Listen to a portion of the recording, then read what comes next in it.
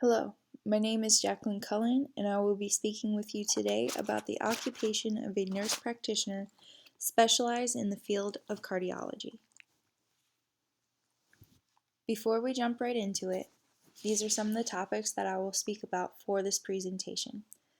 We will go over what a nurse practitioner is and how they contrast from a registered nurse, the salary of a nurse practitioner. We will go over the basic understandings of what cardiology is and how the heart works, what the role is of a nurse practitioner in the field of cardiology, the importance of critical thinking within this occupation, and finally we will go over the 8-step process when diagnosing a patient. What is a registered nurse? Registered nurses are self-regulated healthcare professionals who provide autonomously and in collaboration with others. RNs enable individuals, families, groups, communities, and populations to achieve their optimal level of health. RNs coordinate healthcare, deliver direct services, and support clients in their self-care decisions and actions in situations of health, illness, injury, and disability in all stages of life. RNs contribute to the healthcare system through their work in direct practice, education, administration, and research, and policy in a wide array of settings. So what does this exactly mean? A registered nurse is someone who has graduated from a college nursing program or from a school of nursing and has passed a national licensing exam. They work with patients to provide care, comfort, and direct services to service client in a time of need.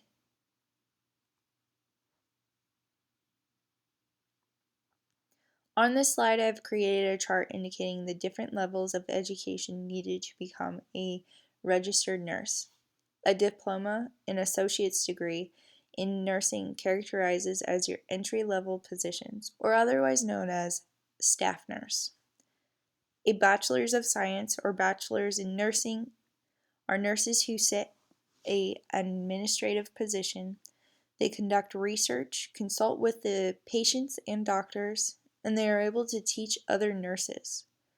If you look closely, a registered nurse does not need a master's degree. We will discuss this later as to what position actually needs a master's degree in order to be fully qualified.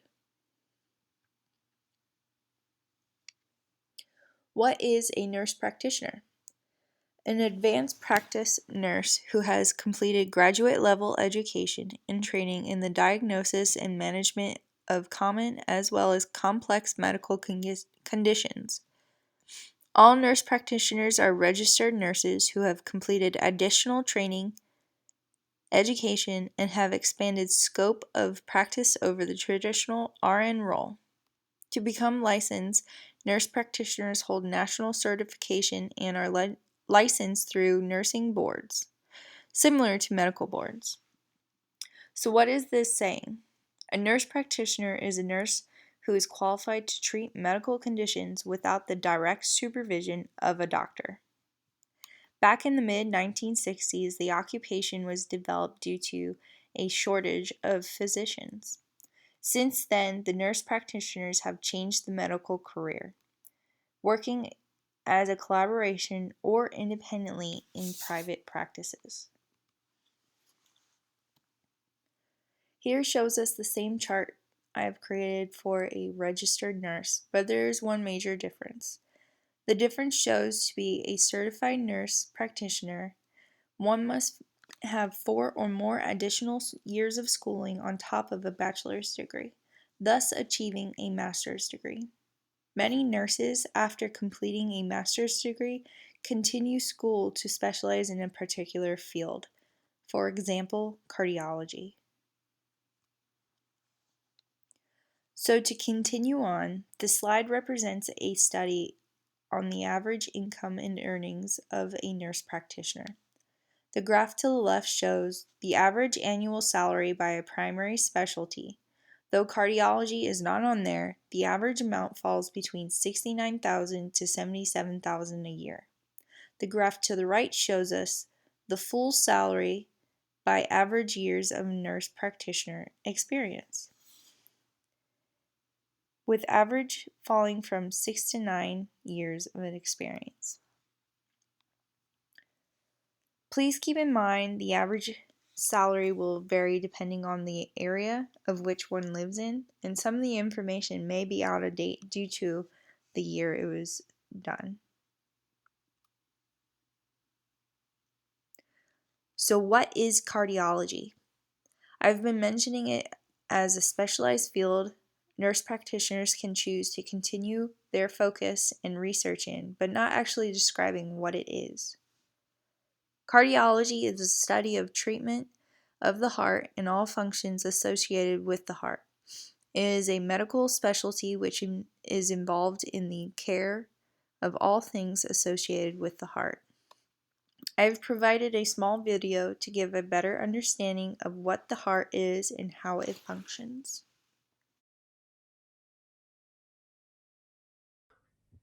The heart is a muscle about the size of your fist. It lies behind and to the left of your breastbone or sternum.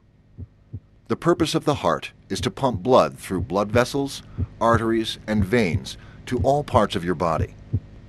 The inside of the heart is divided into 4 chambers. The top 2 chambers are called the atria and are collection chambers for blood. The bottom 2 chambers are called the ventricles and receive the blood from the atria and pump it to the lungs and the body.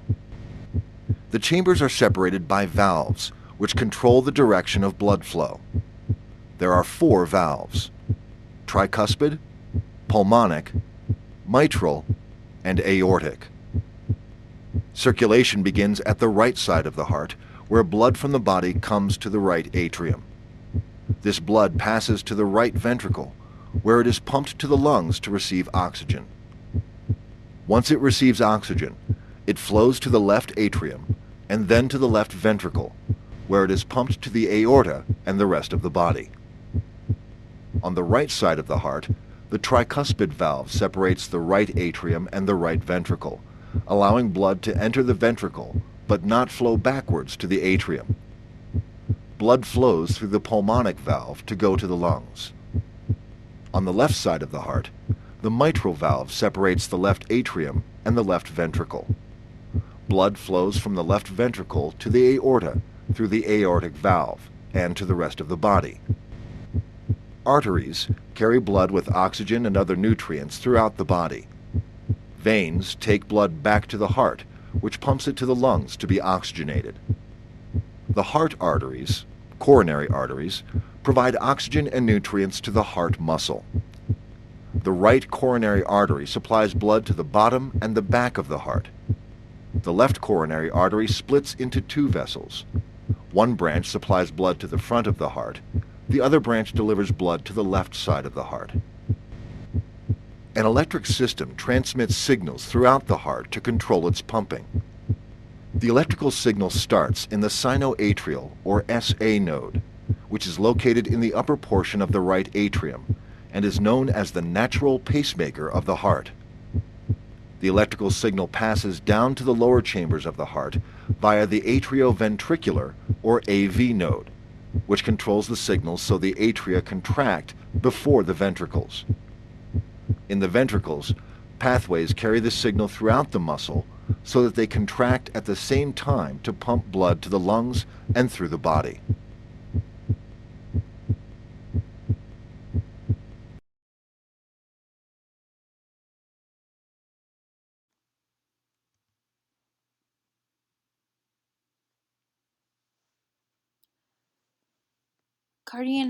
Cardiac nurse practitioner's role. Nurse practitioners specialize in the field of cardiology, is a critical thinker who conquers an 8-step process to find treatment options using skills and tool sets necessary to care for the heart. Cardiac nurses have devoted their time to specialize the field of cardiology. They perform pre and post patient care of a patient who has received surgery on his or her heart. They also focus and conduct research on new treatments for common heart diseases or disorders. and some nurses can even perform surgery independently after a certain time in. Critical thinking. Why is it so important to critically think within this occupation? The critical thinking is a deliberate, both metacognitive, thinking about thinking, and cognitive, thinking, act whereby a person reflects on the quality of reasoning process simultaneously with reasoning to a conclusion. The thinker has two equally important goals: finding a solution and improving the reasoning skills.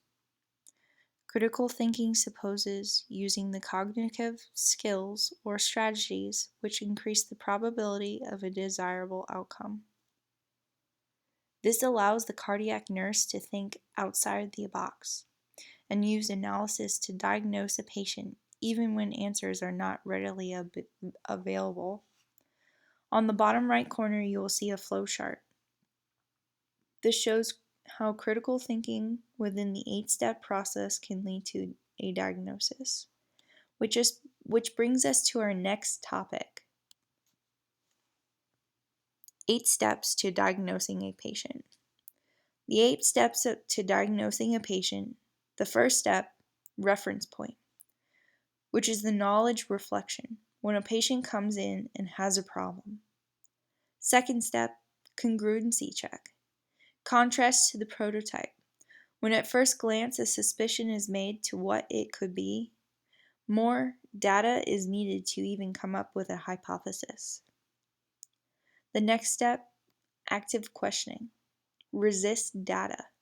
Ask the patient all questions, even ones they may not be needed even the ones that may not be needed to create the hypothesis.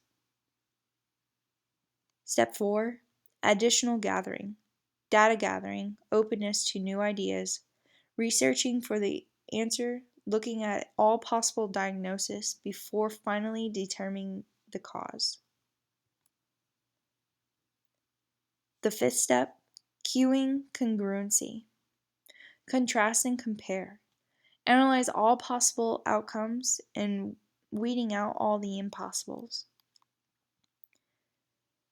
The 6th step, weighing and selection, weighing all alternatives and come to a conclusion or diagnosis. Afterwards, the 7th step is action, implementation of an appropriate intervention, prescribing a medication or performing a surgery on the patient. Finally, the 8th step, follow-up and self-evaluation. Investigate the outcome of the intervention. Perform a procedural checkup. So in conclusion, we have gone over what a nurse practitioner is and how do they contrast from a registered nurse, the salary of a nurse practitioner. We went over the basic understandings of what cardiology is and how the heart works, what the role is of a nurse practitioner in the field of cardiology, the importance of critical thinking within this occupation, and finally we went over the 8-step process to diagnose a patient. My dream is to become a successful nurse practitioner and specialize in the field of cardiology. I have always dreamt about this since I was a little girl, and this project has given me some light and the boost I need to fulfill my dream. Participating in all the steps and studying the different research methods and tools that were given to me over the course of 7 weeks has dramatically expanded my knowledge and taught me how to organize my thoughts and ideas in more than one way. This is one of the first steps towards my goal, but it was a huge benefit for me and for the rest of my career. I hope I shared some new knowledge and insights with you today, and you can gain something from this presentation.